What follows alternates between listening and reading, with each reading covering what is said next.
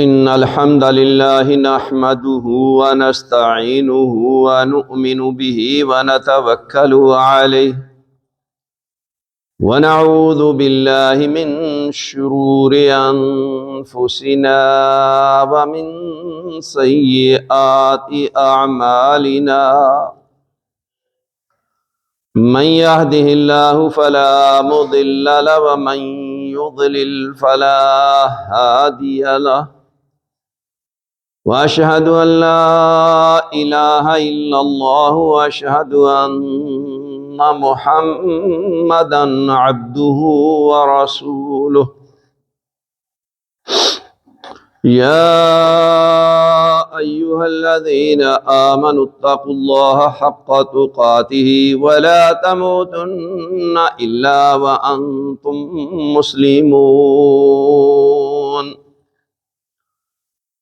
يا أيها الناس اتقوا ربكم الذي خلقكم من نفس واحدة وخلق منها زوجها وبث منهما رجالا كثيرا ونساء واتقوا الله الذي تساءلون به والأرحام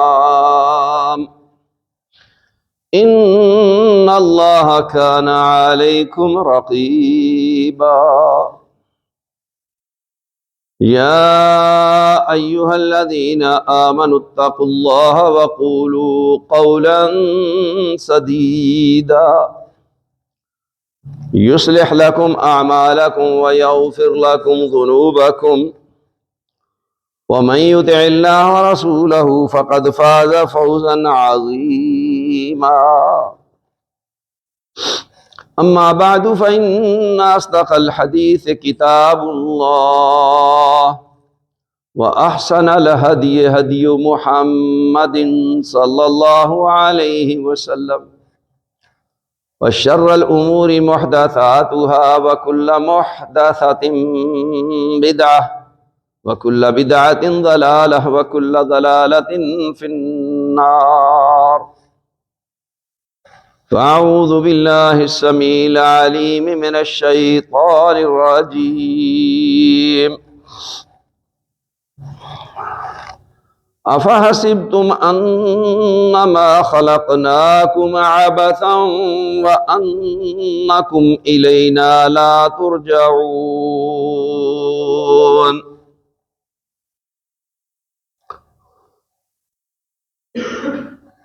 عن ابن مسعود رضی اللہ عنہ عن النبی صلی اللہ علیہ وسلم قال لا تزول قدم ابن آدم یوم القیامت حتی یسأل عن خمس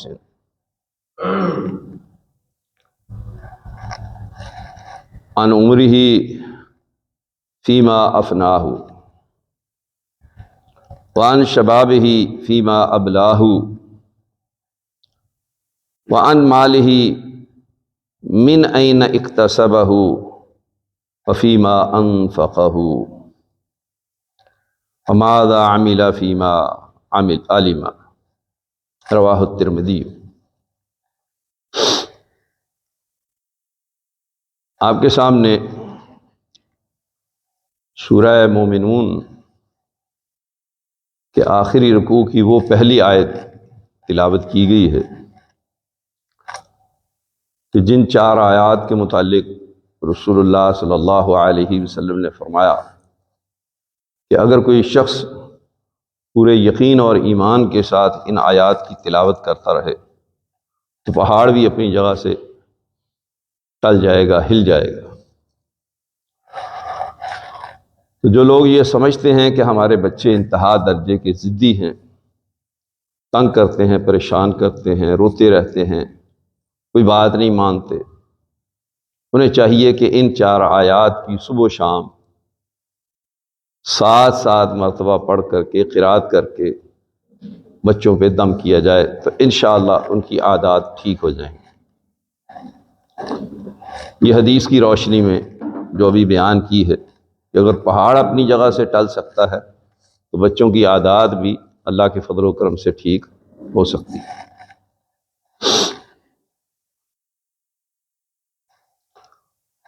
اور حدیث پاک جو آپ کے سامنے پڑھی گئی، عبداللہ بن مسعود رضی اللہ تعالی عنہ سے روایت ہے، وہ فرماتے ہیں نبی اکرم صلی اللہ علیہ وآلہ وسلم نے فرمایا کہ قیامت کے دن ابن آدم کے پاؤں اپنی جگہ سے ہل نہیں سکیں گے یہاں تک کہ اس سے 5 چیزوں کا سوال کیا جائے گا جب تک وہ ان کا جواب نہیں دے پائے گا۔ سب سے پہلی چیز اس کی عمر کے بارے میں کہ وہ کہاں گزاری، کیسے گزاری، اور اس کے جوانی کے بارے میں کہ کہاں کھپا دی اور کن کاموں میں اس جوانی کو گزارا۔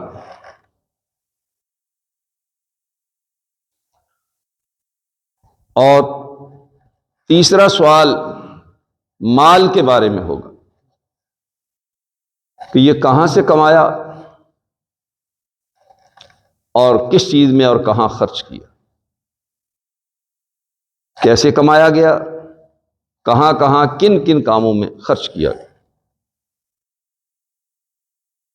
5واں سوال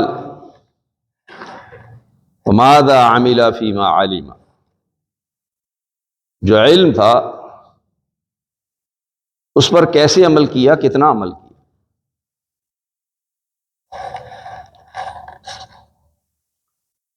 تو یہ 5 سوال انتہائی اہم ترین ہیں۔ میرا خیال ہے کہ ہم میں سے ہر شخص اگر اپنے بارے میں غور و خوض کرے، سوچے کہ میرے پاس ان 5 سوالوں کے کیا جوابات ہیں،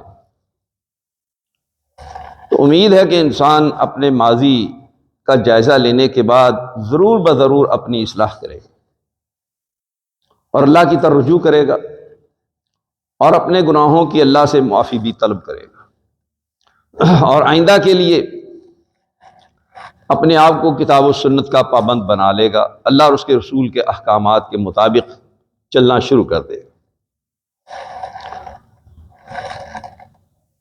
ہم معاشرہ میں دیکھتے ہیں، آپ بھی جائزہ لیتے ہیں، آپ کے بھی سامنے ہیں، بعض لوگ انہوں نے اپنی زندگی کا مقصد صرف اور صرف دنیا کو ہی سمجھا۔ شیخ الاسلام محمد بن عبد الوہاب رحمہ اللہ، انہوں نے ایک ورقے پر مشتمل رسالہ لکھا ہے، نواقض الاسلام، کہ کون کون سے ایسے افعال اور اعمال ہیں جن سے انسان کا شہادتین کا کیا ہوا اقرار ختم ہو جاتا ہے، یعنی اسلام کا عہد و پیمان ختم ہو جاتا ہے۔ تو انہوں نے 10 باتیں ذکر کی ہیں، ان 10 میں سے ایک بات انہوں نے بطور خاص یہ ذکر کی ہے کہ کسی شخص نے زندگی میں نہ قرآن مجید کو پڑھا، نہ اس کو سمجھا، نہ اس کے مطابق زندگی گزاری، نہ اسلام کی تعلیمات کا اپنے آپ کو پابند کیا، نہ اسلام کو سیکھا، نہ اس پہ عمل کیا۔ تو آپ جائزہ لیں، دیکھیں کیا اکثریت ایسے ہی زندگی گزار رہی ہے کہ سادہ ناظرہ قرآن بھی نہیں کبھی اس نے پڑھا، ترجمہ بھی نہیں پڑھا، اس کے مطابق عمل بھی نہیں کیا، فرائض کی پابندی بھی نہیں کی، حلال حرام کی تمیز بھی نہیں کی۔ تو یہ بہت بڑا المیہ ہے اور اہم ترین سوال ہے جس کے بارے میں پوچھا جائے گا. تو ہم میں سے ہر شخص سوچے اور غور کرے کہ میرے پاس اس کا کیا جواب ہے.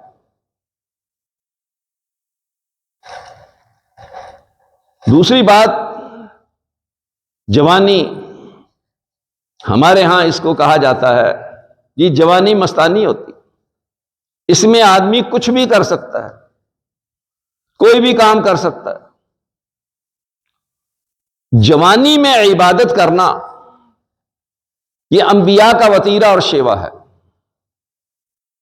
جوانی میں اپنے آپ کو کتاب و سنت کا پابند بنانا،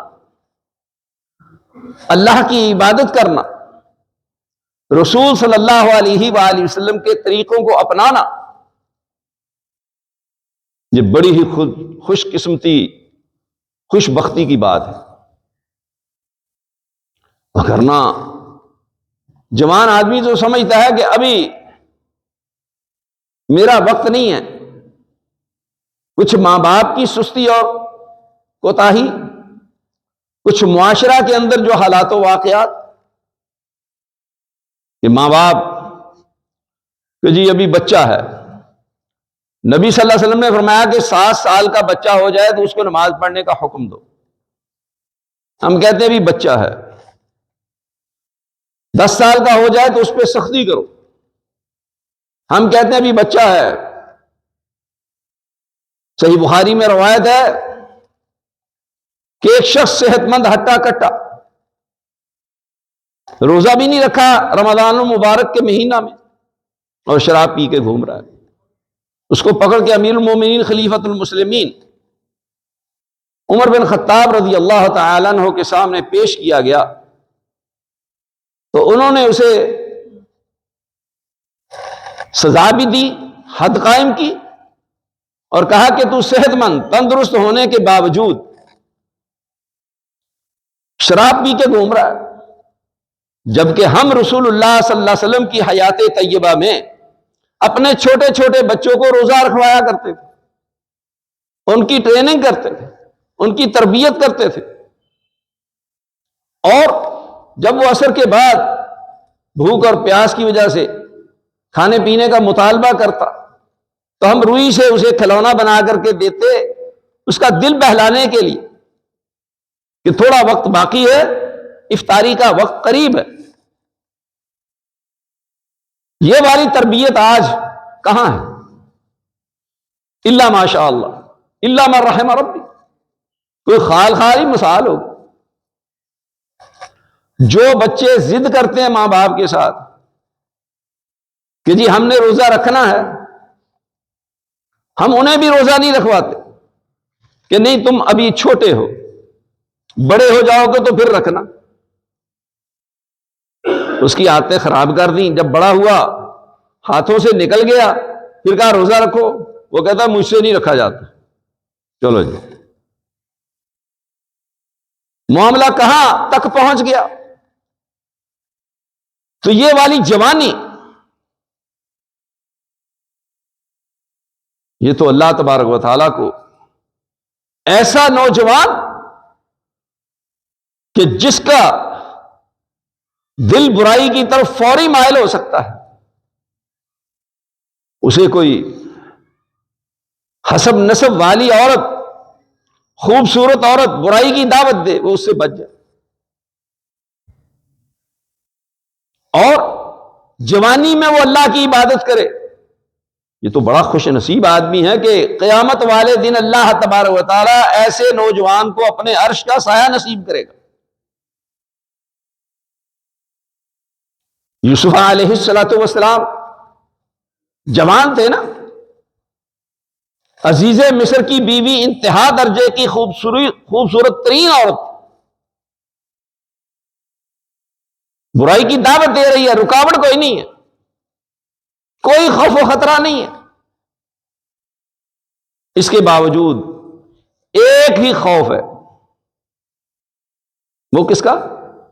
عرش والے اللہ تبارک و تعالی. اللہ اکبر. تیسری بات کہ مال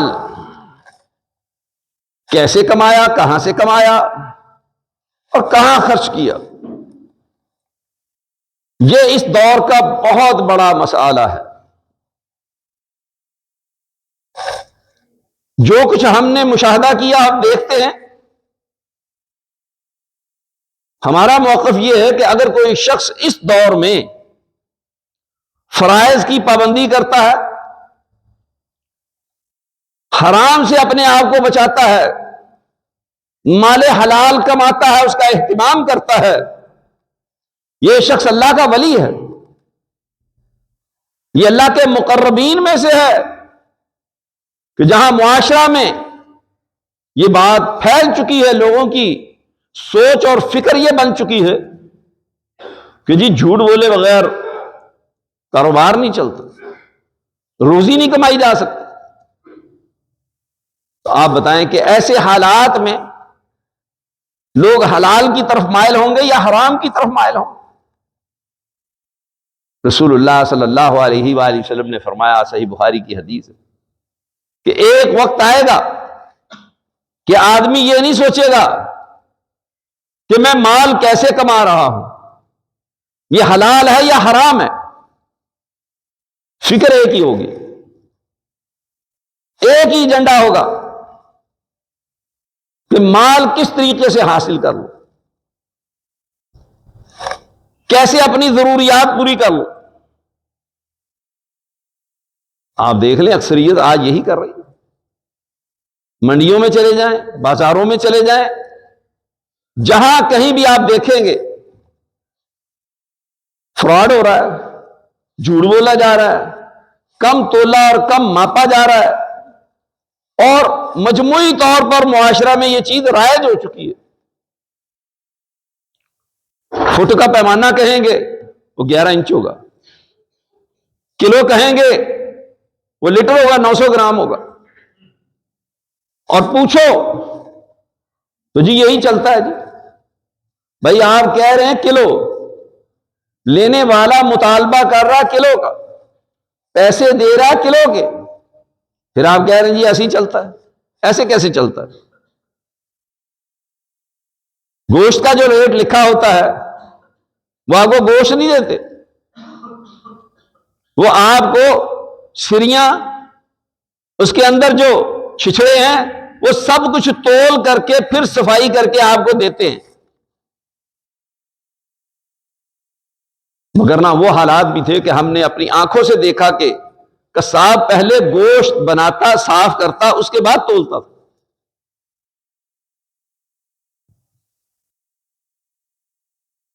دو نمبری کی تو بات ہی نہیں ہے۔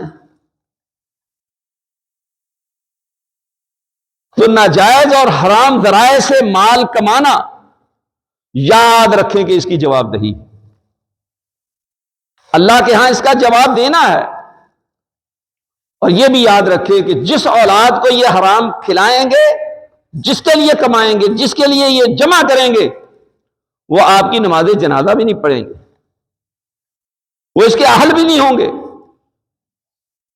وہ آپ کی نماز جنازہ میں شریک بھی نہیں ہوں گے۔ اس کی 1 2 4 5 10 مثالیں نہیں ہیں، 20 مثالیں موجود ہیں معاشرہ میں۔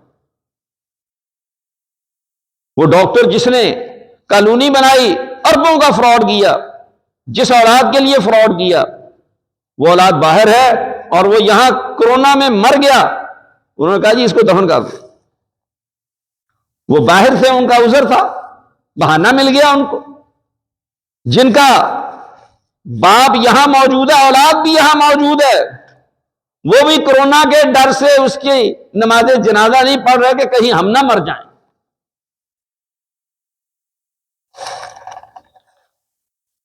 بتائیے اس مال کا کیا فائدہ ہے؟ کہاں یہ اولاد، کہاں یہ مال، اور کہاں یہ اولاد کہ وہ باپ کو غسل دیتے ہیں، بتاتے خود باپ کی نماز جنازہ پڑھاتے ہیں۔ بتائیں یہ اعزاز کی بات ہے کہ نہیں؟ اور خود ہی دعائیں نہیں کرتے، پھر جب وہ خشوع اور خضوع کے ساتھ، اخلاص کے ساتھ والد کے لیے دعائیں کرتے ہیں، دعائیں یہ مانگتے ہیں، لوگ پیچھے روتے ہیں۔ باپ اس کا فوت ہوا ہے، ماں اس کی فوت ہوئی ہے، نماز جنازہ یہ پڑھا رہا ہے، پیچھے اس کی بخشش کے لیے لوگ رو رہے ہیں، یہ حلال کے اثرات ہیں۔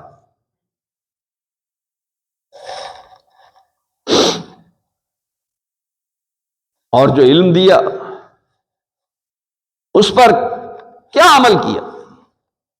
سب سے زیادہ اس معاملہ میں ذمہ داری علماء پر عائد ہوتی ہے، اس کے بعد طلباء ہے، اس کے بعد عامت الناس ہے۔ جتنا کسی کے پاس علم ہوگا اسی قدر وہ اس کا جواب دے ہوگا۔ اس وجہ سے علم حاصل نہ کرنا کہ جواب دہی زیادہ ہوگی، یہ خبث باطن ہے، یہ بدنیتی ہے، یہ اس فضیلت سے محروم ہونا ہے کہ رسول اللہ صلی اللہ علیہ وآلہ وسلم نے فرمایا جب کوئی شخص اپنے گھر سے علم کے حصول کے لیے قدم باہر رکھتا ہے تو اللہ کے فرشتے آ کر کے اس کے لیے اپنے پر بچھاتے ہیں۔ یہ عظیم پروٹوکول دنیا کے کسی اور شخص کو حاصل نہیں ہے، جو دین کے طالب علم کو حاصل ہے۔ بھائیو، طالب علم بن جاؤ، یقین مانو کہ دنیا اور آخرت سنور جائے گی۔ ایسی اللہ تبارک و تعالیٰ کی رحمتیں ہوں گی کہ آپ تصور نہیں کر سکتے۔ تو علم حاصل کرو اور اللہ سے دعائیں بھی کرو کہ اس پہ عمل کرنے والا بنا دے۔ اللہ ہم سب کو توفیق عطا ہو۔ لیکن یہاں غفلت کا حال کہ علم والے بھی غافل ہیں۔ حکومت ایسے قوانین بنا رہی جو شریعت کے خلاف ہے۔ او بھائیو، آپ بیان بھی نہیں دے سکتے، اہل علم یہ بھی بات نہیں کہہ سکتے کہ جی یہ بات غلط ہے، شریعت کے خلاف ہے۔ جن علماء نے یہ بات کہی ہے ان پہ کیا آفت آ گئی، کیا آسمان ٹوٹ پڑا؟ کچھ بھی نہیں ہوا۔ ان سے گورنمنٹ مذاکرات کر رہی ہے، ان کے سامنے اپنی صفائی پیش کر رہی ہے۔ علماء کا ایک اپنا مقام ہے، معاشرہ میں ہمیشہ سے رہا ہے اور قیامت تک رہے گا۔ اور یہ بات یاد رکھے، ایک بھی عالم دین صحیح بات پر کھڑا ہو جائے، ڈٹ جائے، یقین مانیے کہ ساری امت اس کے پیچھے ہوتی ہے۔ اللہ نے وہ بھی ایسا رکھا ہے۔ آپ دیکھ لیں، علماء اور مشائخ کا کنونشن ہوا، اس میں ان لوگوں نے جو خوشامد کی، چاپلوسی کی، غلط بیانی کی، علماء سو کا کردار ادا کیا، لوگ ان سے نفرت کر رہے ہیں۔ جس غیر معروف آدمی نے کھڑے ہو کر کے نبی صلی اللہ علیہ وآلہ وسلم کی حدیث سنائی کہ جی آپ نے کہا پہناوا ٹخنوں سے اوپر ہو نیچے، اس سے کیا فرق پڑتا ہے؟ اس اللہ کے بندے نے کہا کہ رسول اللہ صلی اللہ علیہ وسلم کی حدیث ہے پہناوا ٹخنوں سے اوپر رکھنا چاہیے، جس کا پہناوا ٹخنوں سے نیچے ہوتا ہے رسول اللہ نے فرمایا وہ جہنم میں، وہ آگ میں ہے۔ تمام لوگ جو ہال میں موجود تھے، حاضرین نے اتنی تالیاں بجائیں کہ اب اسٹیج سے کہا جا رہا ہے کہ بس کر دیں، تالیاں بند نہیں ہوئی۔ آخر کار بغیر پروگرام کے، بغیر دعا کے، بغیر ایجنڈا دیے کوئی بات کہے، اسی وقت وہ کنونشن، وہ سیمینار ختم کر دیا۔ ایک آدمی نے ایک حدیث سنائی ہے، وہ بھی کوئی بہت بڑا عالم معروف آدمی نہیں تھا، غیر معروف شخص، اس میں اتنی خیر و برکت ہے۔ باقی اس کے لیے مثالیں تو تاریخ میں، حدیث میں بھری پڑی ہے کہ علماء نے کس کس طریقے سے موقع کی مناسبت کے ساتھ اللہ کی اور اس کے رسول کی بات پہنچائی، جس کے نتیجہ میں اللہ تبارک و تعالیٰ نے ان کو غلبہ عطا کیا، لوگوں کی اصلاح ہو گئی، لوگ گمراہی سے بچ گئے۔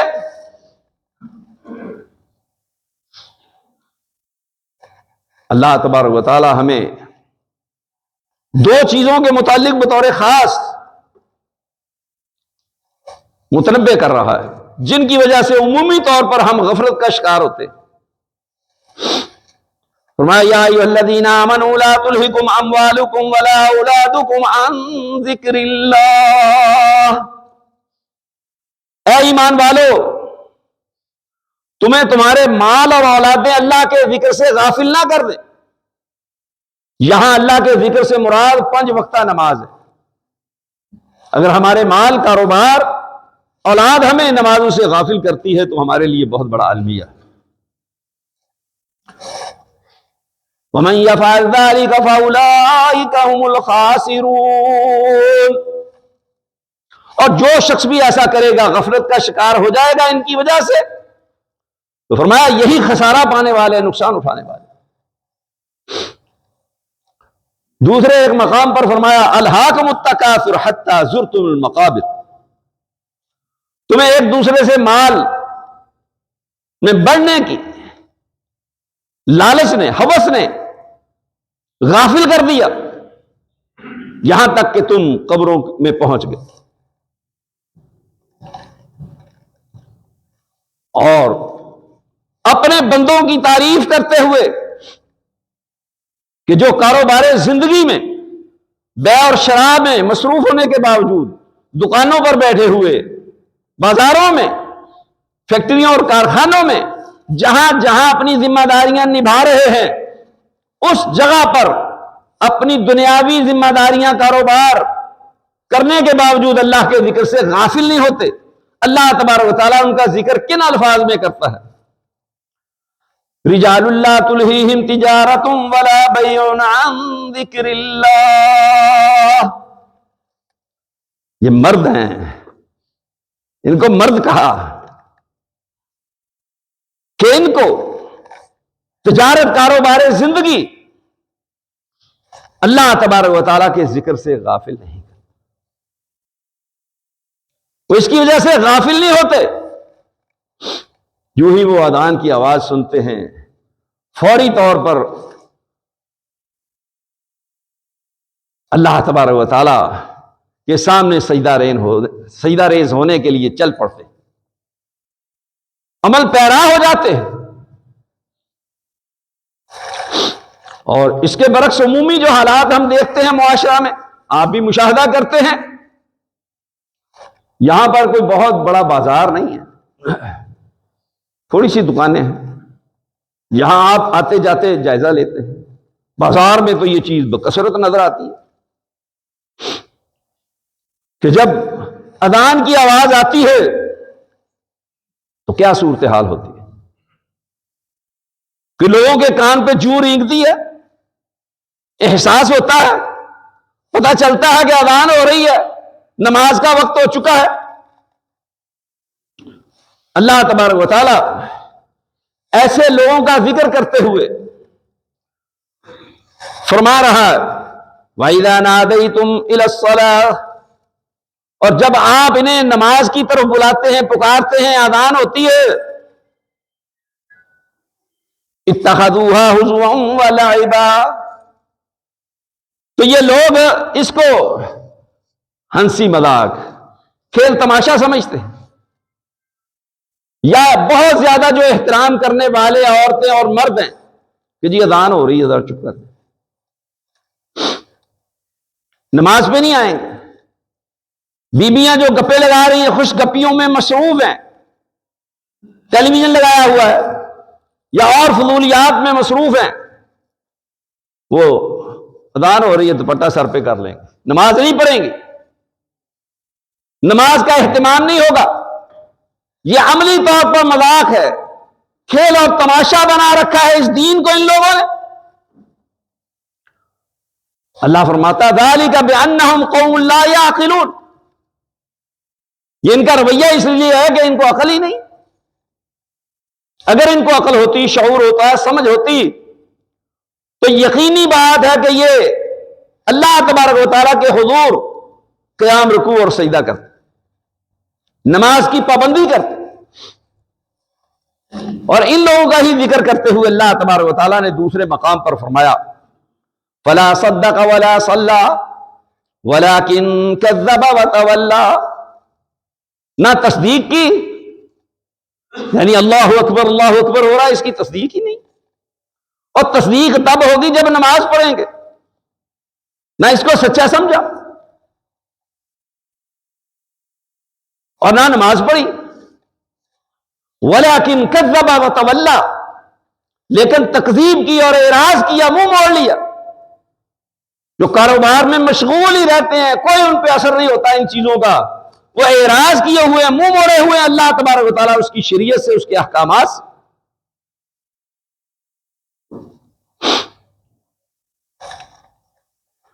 جب مسلمانوں کو دنیا میں غلبہ حاصل تھا اس وقت ایسے حالات نہیں تھے۔ اس غلبے کے پیچھے بنیادی چیز یہی تھی کہ نماز کی پابندی کرتے تھے۔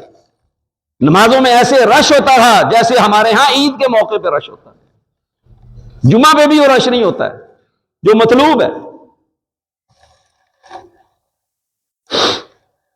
پھر نبی صلی اللہ علیہ وآلہ وسلم کو حکم دیا گیا، وَذَرِ الَّذِينَ اتَّخَذُوا دِينَهُمْ لَعِبًا وَلَهْوًا، آپ ان لوگوں سے اعراض کریں، ان کو ان کے حال پہ چھوڑ دیں جنہوں نے اپنے دین کو کھیل تماشا بنا لیا۔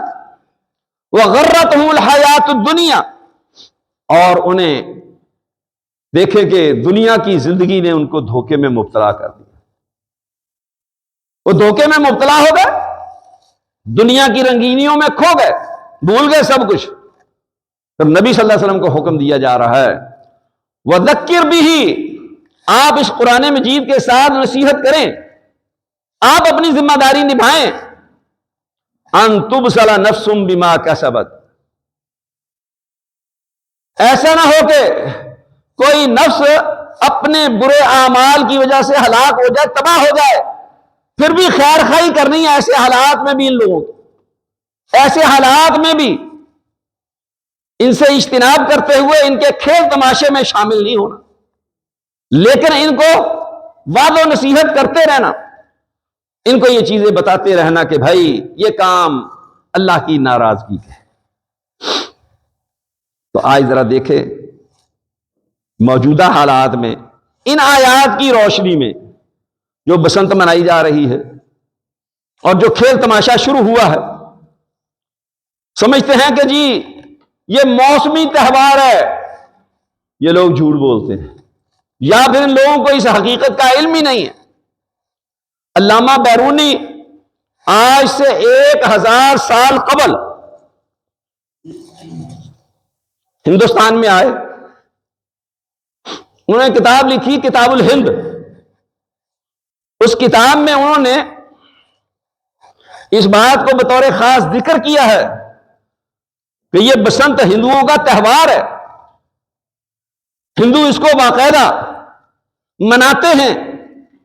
تو یہ بات کیسے کہی جا سکتی ہے کہ یہ موسمی تہوار ہے، علاقائی تہوار ہے، دین کے ساتھ اس کا کوئی تعلق نہیں۔ اور جن کا یہ تہوار ہے وہ غیر مسلم ہیں۔ ایک تو وہ تہوار ہوتا تھا، اور اس تہوار کو جب منایا جاتا تھا تو اس میں بادشاہوں کے لیے بطور خاص رنجیت سنگھ سکھ نے جب اس کو پنجاب میں خوب رواج دیا تو ان کی عورتیں زرد لباس، پیلا لباس نہیں پہنتی تھیں، یہ طوائفیں، ناچنے گانے والی کرائے کی عورتیں، زانیات پہنتی تھی۔ آج دیکھ لیں مسلمانوں کے ہاں کیا ہو رہا ہے۔ مہندی کی رسم ہوتی ہے، لڑکے اور لڑکیاں زرد رنگ کا لباس پہن کر کے ناچتے ہیں، گاتے ہیں، سب کچھ کرتے ہیں۔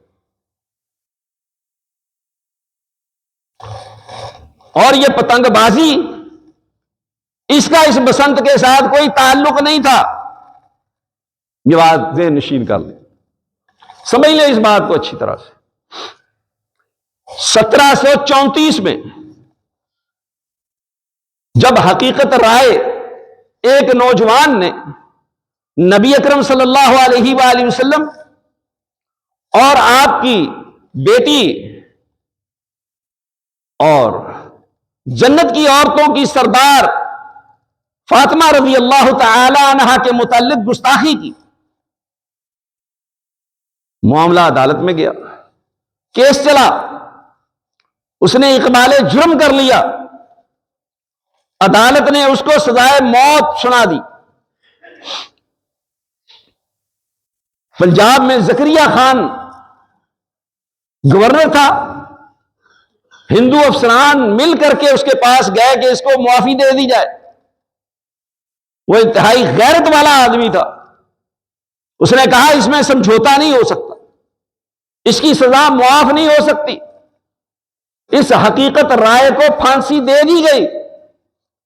ہندوؤں نے اس کی یاد کے لیے، اس کو خراج تحسین پیش کرنے کے لیے کہ یہ اپنی بات پہ ڈٹا رہا، کہ بعض ہندوؤں نے کہا، مشورہ دیا کہ تم مکر جا اس بات سے، یا معافی مانگ لے، یا تم مسلمان ہو جا، کہا کہ میں مسلمان ہوتا ہوں۔ اس نے کہا نہیں، میں اپنا دھرم نہیں چھوڑوں گا، میں اسی ہندو دھرم پر ہی جان قربان کروں گا۔ انہوں نے اس کو ہیرو قرار دیتے ہوئے گھوڑے شاہ لاہور میں، جہاں سنگھ نیشنل کالج تھا، وہاں پر اس کی یاد میں پتنگ بازی شروع کی۔ وہاں سے یہ پتنگ بازی شروع ہوتی ہے، اور اس کی یاد میں ایک مندر بھی یہاں بنایا گیا۔ یہ مندر بھی آباد نہ ہو سکا، اور اب یہ ساری جگہ جو ہے یہ انجینئرنگ یونیورسٹی کا حصہ بن چکی ہے، نام و نشان اس کا ختم ہو گیا۔ تو عرض کرنے کا مقصد یہ ہے کہ یہ پتنگ بازی آپ دیکھیں کہ نبی صلی اللہ علیہ وآلہ وسلم کی حدیث کہ آپ صلی اللہ علیہ وآلہ وسلم نے آج سے 14.5 صدیاں پیشتر ایک شخص کو دیکھا۔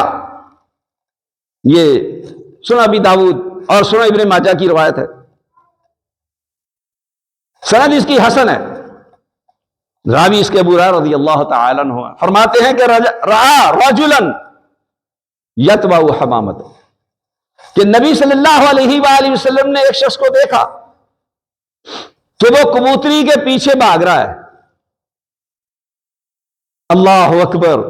سنیے اور غور کیجئے کہ رسول اللہ صلی اللہ علیہ وآلہ وسلم نے کیا فرمایا۔ آپ نے فرمایا شیطان یتبع شیطانہ، شیطان شیطاننی کے پیچھے بھاگ رہا ہے، اس کا پیچھا کر رہا ہے، اس کے پیچھے جا رہا ہے۔ آپ بتائیں کہ کبوتر کا پیچھا کرنے والا اور پتنگ بازی کا پیچھا کرنے والا دونوں میں یہ مشابہت ہے یا نہیں؟ وہی چیز موجود ہے یا نہیں؟ یہ کون سا کام ہو رہا ہے؟ یہ کون سی تفریح ہے؟ یہ کون سا ایسا میلہ ہے یا تہوار ہے جس کے پیچھے پوری تاریخ موجود ہے؟ کہاں وہ لوگ اہل بیت کی محبت کے دعوے کرنے والے؟ کہاں ناموس رسالت کے لیے جلوس نکالنے والے، جلسے کرنے والے؟ یہ ناموس رسالت کا مسئلہ، یہ ناموس اہل بیت کا مسئلہ، ان لوگوں نے تو غیرت کا مظاہرہ کرتے ہوئے اس شخص کو اس کے انجام تک پہنچا دیا۔ آج مسلمان ہندوؤں کے ساتھ مل کر کے یا بغیر اس کے اس رسم کو پورا کر رہے ہیں، اور حکومت پورا ساتھ دے رہی ہے۔ 2004 میں جب یہ مشرف کے دور میں فتنہ عروج پر پہنچا اور مشرف نے بذات خود لاہور آ کر کے بسنت منانا شروع کیا اور ساری برائیاں عروج پہ چلی گئی، بڑا ہی قتل عام ہوا، بڑے لوگوں کے گھر اجڑے، بڑی ماؤں کی گودیں اجڑ گئیں، بڑی عورتوں کے سہاگ اجڑ گئے، بڑے ہی بچے یتیم ہوئے، شور مچا۔ اس وقت کے تمام صحافی اور تجزیہ نگار ان سب نے اس کو خونی کھیل قرار دیا، جس کے نتیجہ میں حکومت کو اس پر مجبور ہو کر کے پابندی لگانا پڑی۔ اب کون سی ایسی ضرورت ہے جس کی وجہ سے باقاعدہ طور پر 3 دن یہ بسنت منائی جا رہی ہے اور واقعات ہو چکے ہیں، بچے اور بچیاں، نوجوان جو ہیں وہ زخمی ہو چکے ہیں، اور مجبور کیا جا رہا ہے کہ جی آپ سیفٹی وائر لگوائیں، اگر نہیں لگوائیں گے تو آپ کو 2000 3000 5000 روپیہ جرمانہ کیا جائے گا۔ انا للہ و انا الیہ۔ وہ شیخ سعدی گئے کسی علاقہ میں، وہاں کتے بھونک رہے تھے، ان کے پیچھے پڑ گئے، انہوں نے زمین کی طرف پتھر اٹھانا چاہا تو پھنسا ہوا تھا مٹی کے اندر. انہوں نے بات کہی، وہ ضرب المثل بن گئی کہ یہ کیسا ملک اور شہر ہے کہ جہاں کتے کھلے ہیں اور پتھر بندھے ہوئے. ہمارے ہاں بھی یہی ہو رہا ہے کہ ان کو کھول دیا ہے کہ جاؤ بھی یہ تماشا کرو، اور عوام کو کہا کہ اپنی حفاظت کرو، نہیں کرو گے تو آپ کو جرمانہ ہوگا. انا للہ و انا الیہ راجعون. انتہائی افسوسناک بات ہے. یہ باتیں اس لیے کی جا رہی ہیں کہ ہم یہ شعور حاصل کریں، ہمیں یہ حقیقت معلوم ہونی چاہیے کہ اس کے پیچھے کیا معاملات ہیں. اللہ اکبر. اسی طرح سے میرے بھائی اور دوستو،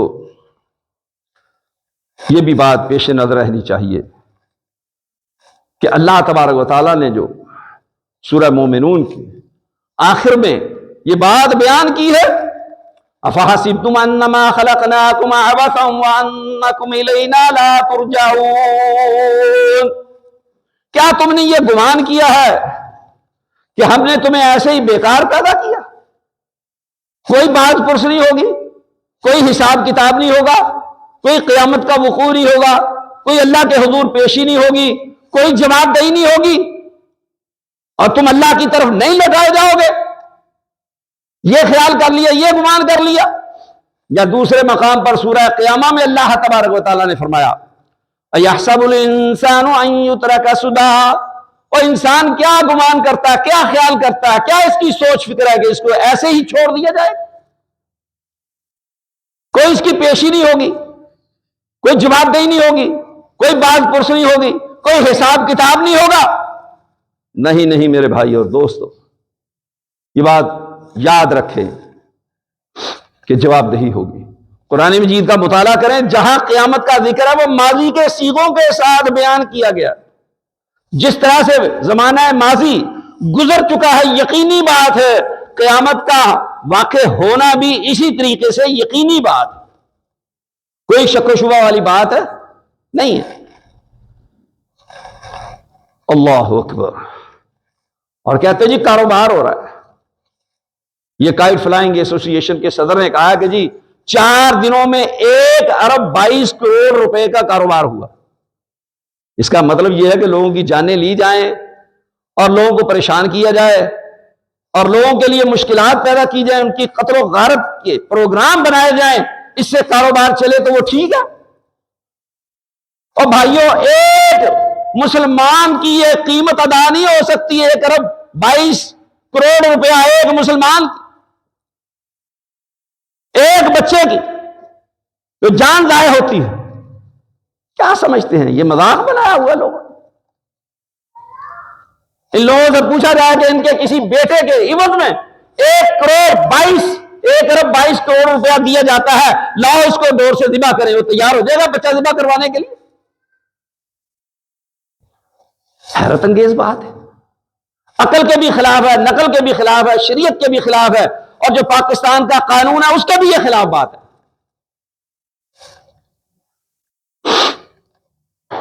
اللہ اکبر.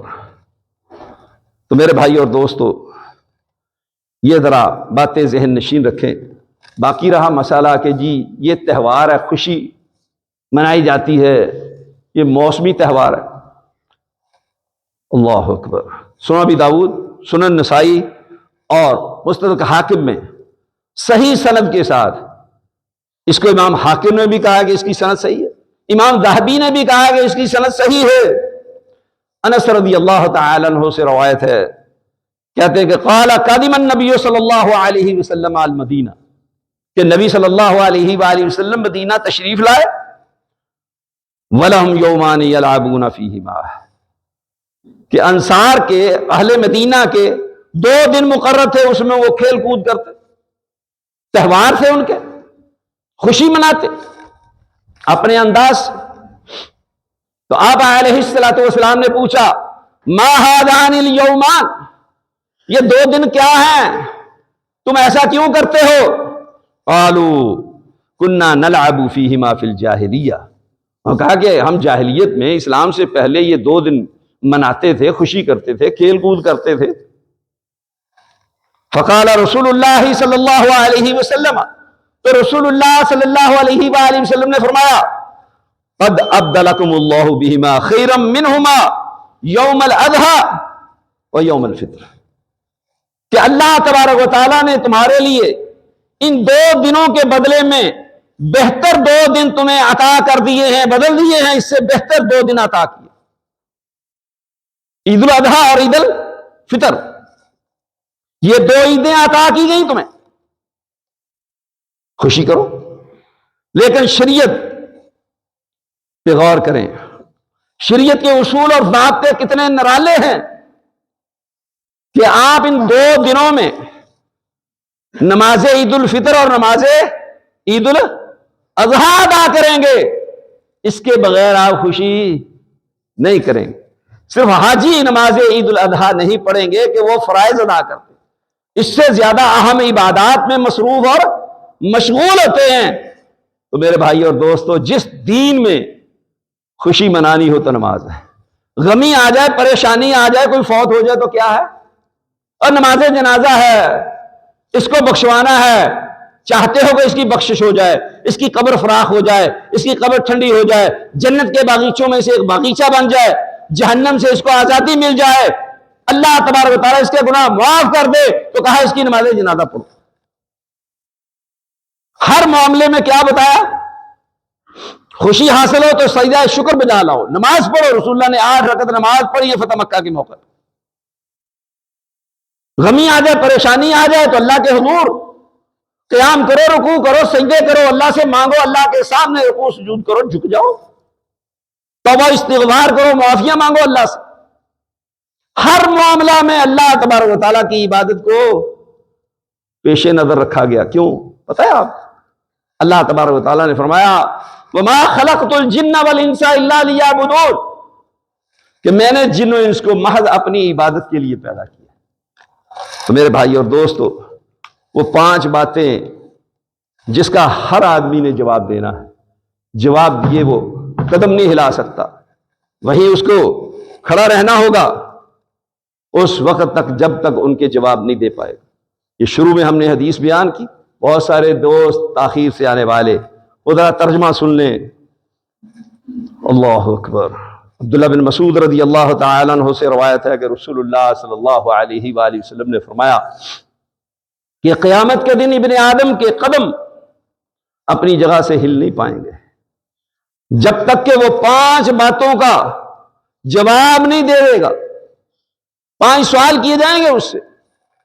پہلا سوال ہوگا کہ تجھے عمر دی کیسے گزاری، جوانی دی کیسے گزاری، تو نے مال کہاں سے کمایا اور کہاں خرچ کیا، اور تجھے علم دیا تو اس کے مطابق کتنا عمل کیا۔ یہ 5 سوال ہوں گے۔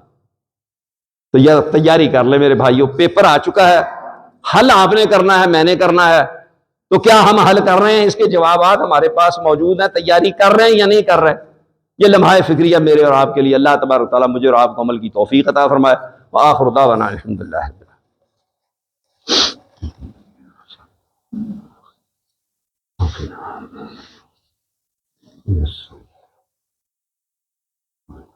یہ اطلاعات ہیں کہ پاکستان میں سارے چینلوں کو بہت زیادہ فنڈ دیے گئے ہیں، پتنگ بازی کو لائیو کوریج دینی ہے اسرائیلی چینلوں کے ساتھ، اور فلسطینی